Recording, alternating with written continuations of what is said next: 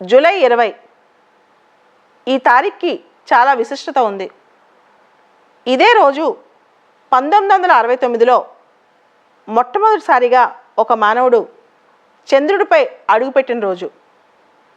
ఇదే రోజు ఈ సంవత్సరం అంటే 2021లో జెఫ్ బెజోస్, మనందరికి తెలుసు, ప్రపంచంలోనే అత్యంత ధనవంతుడు ఆయన.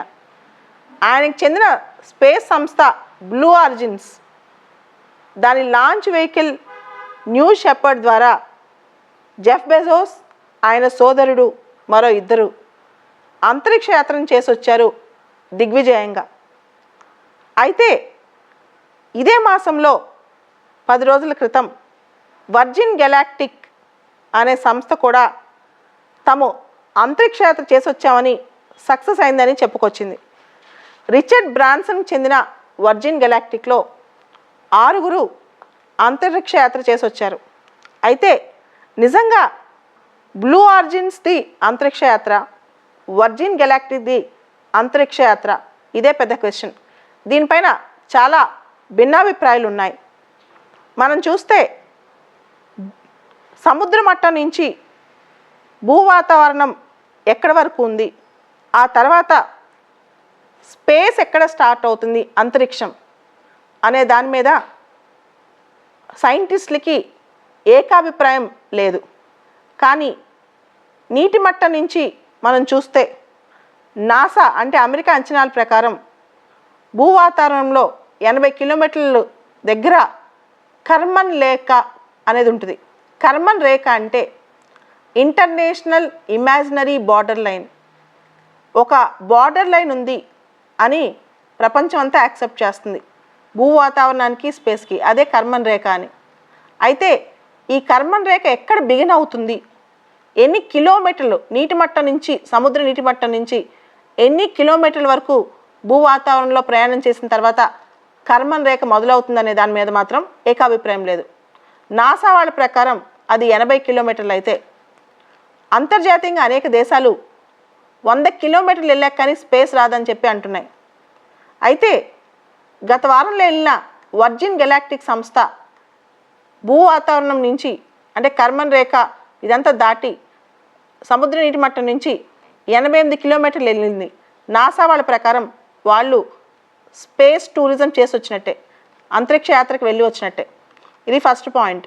అయితే ఈరోజు వెళ్ళిన బ్లూ ఆరిజిన్ సంస్థ యొక్క న్యూ షెపర్డ్ లాంచ్ వెహికల్ 108 కిలోమీటర్ల వరకు వెళ్ళింది. భూమి మీద నుంచి 108 కిలోమీటర్లు అంటే కర్మన్ రేఖను దాటి కూడా పైకి వెళ్ళి ఆ వెయిట్లెస్నెస్ను ఫీల్ అయ్యి వచ్చింది. వర్జిన్ గెలాక్టిక్ సంస్థలో వెళ్ళిన వాళ్ళు కూడా వెయిట్లెస్నెస్ ఫీల్ అయ్యారు. అంటే ఈ స్పేస్ ఎక్కడ స్టార్ట్ అవుతుంది అనేది ఎగ్జాక్ట్గా దాని మెజర్మెంట్ అనేది ప్రపంచంలో ఇంకా యునానిమిటీ లేదన్నమాట. ఇదొక విషయం. అయితే బ్లూ ఆరిజిన్ సంస్థ వాళ్ళు దాదాపు 6 నిమిషాలు అక్కడ వెళ్ళిన స్పేస్ టూరిజంకి వెళ్ళిన వాళ్ళు స్పేస్లో 6 నిమిషాలు ఉన్నారంట.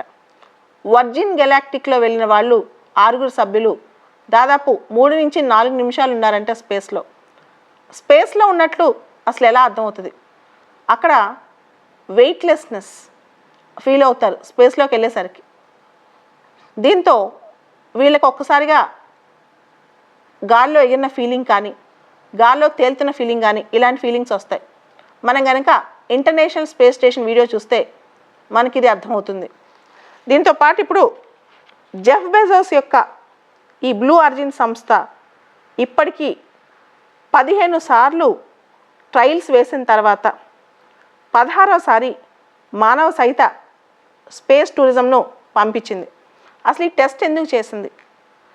ముఖ్యంగా మనం చూస్తే అంతరిక్షంలో మానవ జీవనానికి అనుకూలమైన పరిస్థితులు సృష్టించి లేదా కల్పించి నివాసయోగ్యమైన కాలనీలు క్రియేట్ చేయడం ద్వారా లేదా స్పేస్ టూరిజం ప్రమోట్ చేయడం ద్వారా స్పేస్ని కూడా భవిష్యత్తులో మనం ఒక టూరిస్ట్ డెస్టినేషన్గా తీసుకెళ్ళొచ్చని ప్రైవేట్ సంస్థలు భావిస్తున్నాయి. ముఖ్యంగా వర్జిన్ గెలాక్టిక్ కానీ, బ్లూ ఆరిజిన్స్ కానీ. దాంతో ఒక టెస్ట్ ఫ్లైట్ అని చెప్పొచ్చు. ఇది ఒక టెస్ట్ ఫ్లైట్, ప్రపంచానికి ఒక రోల్ మోడల్గా నిదర్శనంగా చూపించడానికి అని చెప్పొచ్చు. ఈ అంతరిక్ష యానంలో జెఫ్ బెజోస్తో పాటు ఈరోజు ఆయన సోదరుడు ఇంకా ఇద్దరు పాల్గొన్నారు. ఆ ఇద్దరు కూడా చరిత్ర సృష్టించారు. ఆ ఇద్దరిలో ఒకళ్ళు 82 సంవత్సరాల వయసున్న వేలీ ఫంక్, అత్యంత ఎక్కువ గరిష్ట వయసున్న వ్యక్తిగా వేలీ ఫంక్ అంతరిక్షంలోకి వెళ్ళిన వ్యక్తిగా, అదేవిధంగా ఆలివర్ డేమన్ 18 సంవత్సరాలు అత్యంత పిన్న వయసున్న వ్యక్తిగా ఇప్పుడు వాళ్ళిద్దరు కూడా చరిత్రలోకి ఎక్కారనమాట.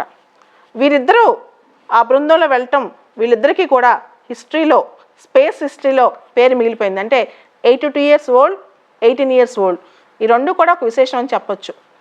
అంతరిక్ష పర్యాటకంలో వివిధ ప్రైవేట్ కంపెనీస్ పోటీ పడుతున్నాయి, అది మనకు తెలుసు. ఈ పోటీ చాలా దూరం వెళ్ళిందని కూడా మనకు తెలుసు. భారతదేశం విషయానికి వస్తే మన ఇస్రో గగన్యాన్ ప్రకటించింది. ఇంకా ట్రయల్స్ కూడా స్టార్ట్ అవ్వలేదు. యాక్చువల్గా మనకు స్వతంత్రం వచ్చి 75 వసంతాలు పూర్తవుతున్న సందర్భంలో 2022కి గగన్యాన్ అసలు వెళ్తుంది అనుకున్నారు మిషన్. కానీ ఇప్పుడున్న పరిస్థితులు చూస్తుంటే ఇంకా 2-3 సంవత్సరాలు పట్టినా ఆశ్చర్యపోవాల్సిన అవసరం లేదు. ఇతర దేశాల్లో ప్రైవేట్ సంస్థలు కూడా పోటీపడి వెళ్తుంటే మన దేశంలో గవర్నమెంట్కే ఇంకా స్టార్ట్ అవ్వలేదు, ఇనిషియేట్ అవ్వలేదు. కాబట్టి ఇది మనం స్పీడప్ చేయటం మంచిది మన ఇస్రో వాళ్ళు. అయితే ఇక్కడ మనం 2-3 అంశాలు కూడా గుర్తుపెట్టుకోవాలి. అసలు వర్జిన్ గెలాక్టిక్కి, బ్లూ ఆరిజిన్స్కి, గత వారం వెళ్ళిన వర్జిన్ గెలాక్టిక్ సంస్థ యొక్క స్పేస్ క్రాఫ్ట్కి, బ్లూ ఆరిజిన్ స్పేస్ క్రాఫ్ట్కి తేడా ఏంటి? వీళ్ళిద్దరు మెథడాలజీలో తేడా ఏంటి? వర్జిన్ గెలాక్టిక్లో స్పేస్ క్యాప్సుల్ ఏదైతే ఉందో, లాస్ట్ వీక్ వెళ్ళిన వర్జిన్ గెలాక్టిక్ స్పేస్ క్యాప్సుల్ ఏదైతే ఉందో దాన్ని లాంచ్ చేసేటప్పుడు ఒక జంబో జెట్, ఒక జెట్ విమానం ద్వారా గాల్లో కొంత దూరం తీసుకెళ్ళి అక్కడి నుంచి లాంచ్ చేశారు. అంటే లాస్ట్ వీక్ వెళ్ళిన రిచర్డ్ బ్రాన్సన్ సంస్థ యొక్క వర్జిన్ గెలాక్టిక్ సంస్థ, ఈ సంస్థలో వెళ్ళిన ఈ స్పేస్ క్రాఫ్ట్ కొంత దూరం జెట్ ఎయిర్ క్రాఫ్ట్ ద్వారా గాల్లో కొంత దూరం వెళ్ళి అక్కడి నుంచి లాంచ్ అయింది. అయితే ఇప్పుడు బ్లూ ఆరిజిన్ అంతరిక్ష యాత్రలో స్పేస్ క్యాప్సుల్ని న్యూ షెపర్డ్ అనే రాకెట్ లాంచర్ అనుసంధానం చేసి ప్రయోగించారనమాట. ఒక రాకెట్ లాంచర్తో అనుసంధానం అయిపోయింది. అది సేమ్ రాకెట్ లానే ఉంటుంది. ఆ రాకెట్ లాంచర్తో అనుసంధానం అయిపోయింది. కర్బన్ రేఖకి కాస్త ముందుగా ఈ రాకెట్ లాంచర్ స్పేస్ క్యాప్సుల్ నుంచి విడిపోయి భూమికి చేరుకుంటుంది. ఏదైతే ఈ బ్లూ ఆరిజిన్స్ వాడిన రాకెట్ లాంచర్ ఉందో ఆ రాకెట్ లాంచర్ రీయూజబుల్, దాన్ని పునర్వినియోగించుకోవచ్చు అన్నమాట. ఈ బ్లూ ఆరిజిన్ సంస్థ యొక్క టెక్నాలజీలో ఇది చాలా ఇంపార్టెంట్. Reusable rocket launcher. ఈ రీయూజబుల్ రాకెట్ లాంచర్ ద్వారా ఈ న్యూ షెపర్డ్ అనే రీయూజబుల్ రాకెట్ లాంచర్ ఇది, దీని ద్వారా ఈ స్పేస్ క్యాప్సుల్ని ప్రయోగించారు. ఇది ఒక అద్భుతం అని చెప్పొచ్చు. అయితే అంతరిక్ష కక్షను చేరి తర్వాత ఈ స్పేస్ క్యాప్సుల్, రాకెట్ లాంచర్ తిరిగి వచ్చేస్తే ఈ క్యాప్సుల్ మాత్రం అంతరిక్ష కక్షను చేరి అక్కడ ఎక్కువసేపు ఆర్బిట్ అవ్వకుండా, కక్షకి అవసరమైన హారిజాంటల్ వెలాసిటీ లేదా ఆర్బిటల్ వెలాసిటీ లేని కారణంగా తిరిగి మళ్ళీ భూమి మీదకి చేరుకుంటుంది. భూమి మీదకి పడిపోవడం మొదలవుతుంది. ఇలాంటి భూవాతంలోకి తిరిగి వచ్చేటప్పుడు ఈ బ్లూ ఆరిజిన్ సంస్థ యొక్క స్పేస్ క్యాప్సూల్ దగ్గర కొన్ని పారాచూట్స్ అటాచ్ చేసి ఉంటాయి. ఆ పారాచూట్స్ ఓపెన్ అయ్యి వేగాన్ని నియంత్రిస్తూ పారాచూట్స్ విచ్ఛిన్నమైపోయి అక్కడి నుంచి సేఫ్ ల్యాండింగ్ జరుగుతుంది. అంటే మనం గమనిస్తే ఈ బ్లూ ఆరిజిన్ సంస్థ యొక్క ఈ స్పేస్ క్యాప్సూల్లో క్రూ కిందికి దిగి వచ్చేటప్పుడు పారాచూట్స్ ఓపెన్ అవుతాయి. ఇది కూడా దీనిలో ఇంపార్టెంట్. పారాచూట్స్ ఓపెన్ అయ్యి కిందకి దిగుతాయి అన్నమాట. బ్లూ ఆరిజిన్ సంస్థకి వర్జిన్ గెలాక్టిక్కి ఇంకొక తేడా ఉంది. వర్జిన్ గెలాక్టిక్లో క్రూ ఎస్కేప్ సిస్టమ్ లేదు. Virgin galactic last week launch చేసిన స్పేస్ క్యాప్సుల్లో క్రూ ఎస్కేప్ సిస్టమ్ లేదు. క్రూ ఎస్కేప్ సిస్టమ్ అన్న ప్యాడ్ అబార్ట్ అన్న ఒకటే. అంటే ఇన్ కేస్ సడన్గా ఈ రాకెట్ తిరిగి వచ్చేటప్పుడు కానీ అక్కడ స్పేస్కి వెళ్ళేటప్పుడు కానీ ఏమైనా ప్రమాదం జరిగితే క్రూని కాపాడే శక్తి దానికి లేదు. కానీ బ్లూ ఆరిజిన్లో క్రూ ఎస్కేప్ సిస్టమ్ లేదా ప్యాడ్ అబార్ట్ సిస్టమ్ కూడా ఉంది. ఇది కూడా దీనిలో ఒక విశేషం అని చెప్పచ్చు. అయితే ఈ ప్యాడ్ అబార్ట్ సిస్టమ్ భారతదేశంలో కూడా 3 సంవత్సరాల క్రితం మన దగ్గర కూడా ఒక టెక్నాలజీని టెస్ట్ చేసాం.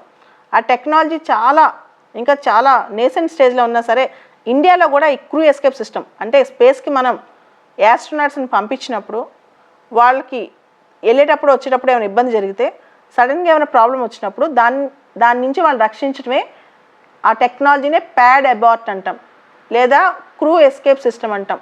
బ్లూ ఆరిజిన్ సంస్థ యొక్క స్పేస్ క్యాప్సూల్కి ఆ శక్తి ఉంది. వర్జిన్ గెలాక్టిక్ స్పేస్ క్రాఫ్ట్కి ఆ శక్తి లేదనమాట. ఇది కూడా చాలా ఇంపార్టెంట్ డిఫరెన్స్. అదేవిధంగా బ్లూ ఆరిజిన్ సంస్థ యొక్క ఈ స్పేస్ క్యాప్సూల్ మొత్తం ఆటోమేటిక్, పైలట్స్ అవసరం లేదు. వర్జిన్ గెలాక్టిక్కి పైలట్స్ అవసరం. లాస్ట్ వీక్ వెళ్ళిన వర్జిన్ గెలాక్టిక్లో ముందుగా ఒక జెట్ ఎయిర్ క్రాఫ్ట్ దాని స్పేస్ క్యాప్సూల్ని లాంచ్ చేసింది. ఈ ఎయిర్ క్రాఫ్ట్కి 2 పైలట్స్ అవసరం, స్పేస్ క్యాప్సూల్ 2 పైలట్స్ ఉన్నారు. కానీ బ్లూ ఆరిజిన్స్ని మనందరికీ తెలుసు, ఇది బూస్టర్ లాంచ్ వెహికల్ ద్వారా లాంచ్ చేశాం కాబట్టి ఇది ఆటోమేటిక్. అదేవిధంగా మొత్తం స్పేస్ క్యాప్సూల్ కూడా ఆటోమేటిక్ అనమాట. సో వర్జిన్ గెలాక్టిక్కి మనకి 2 పైలట్స్ స్పేస్ క్రాఫ్ట్ నడిపించడానికి కూడా అవసరం, ఇక్కడ అసలు అవసరం లేదు. ఇది కూడా తేడా అనమాట. సో ఓవరాల్గా వర్జిన్ గెలాక్టిక్ సంస్థ యొక్క స్పేస్ క్రాఫ్ట్ కర్మన్ రేఖ దాటాక దాదాపు 4 నిమిషాల పాటు స్పేస్లో ఉందని తెలుస్తోంది. అదే ఈరోజు వెళ్ళిన బ్లూ ఆరిజిన్ సంస్థ యొక్క స్పేస్ క్రాఫ్ట్ కర్మన్ రేఖ దాటాక దాదాపు 6 నిమిషాలు స్పేస్లో ఉందంట. వాళ్ళు అంతరిక్షంలో ఉన్నారు అంటానికి నిదర్శనం అక్కడ భారరహిత స్థితిని వాళ్ళు పొందుతారు, వెయిట్లెస్నెస్ అనమాట. 108 కిలోమీటర్ల వరకు, అంటే కర్మన్ రేఖ దాటాక కూడా కొంత దూరం ప్రయాణం చేసి వచ్చారు బ్లూ ఆరిజిన్స్ జెఫ్ బెజోస్.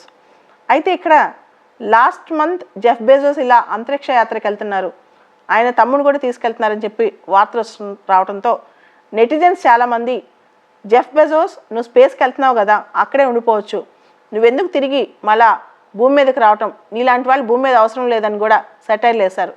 ఏది ఏమైనప్పటికీ జెఫ్ బెజోస్ యొక్క సంస్థ బ్లూ ఆరిజిన్స్ దాని యొక్క లాంచ్ వెహికల్ న్యూ షెపర్డ్కి ఒకసారి కంగ్రాట్స్ చెప్దాం.